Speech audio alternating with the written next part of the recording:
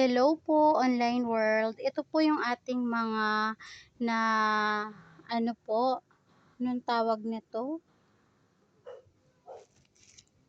Na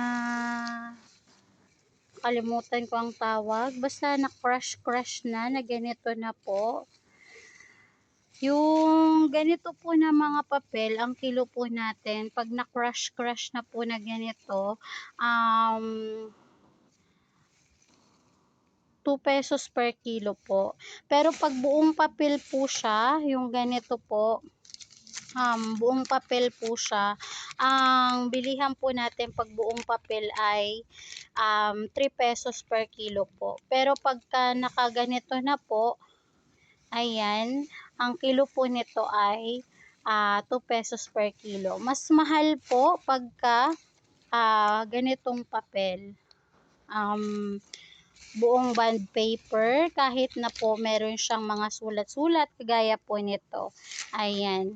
Ang bilihan po natin nito, ayan, ₱3 per kilo po sa ating puting papel.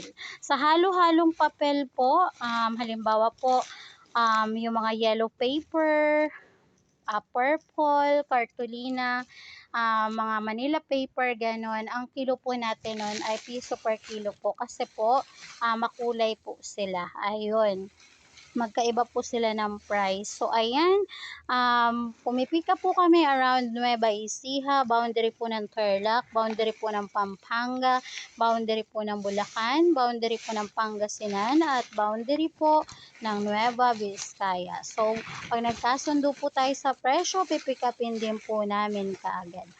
Pumipick up po kami.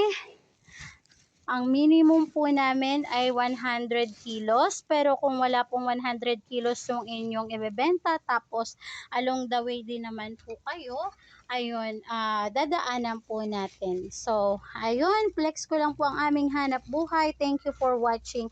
Bye-bye po.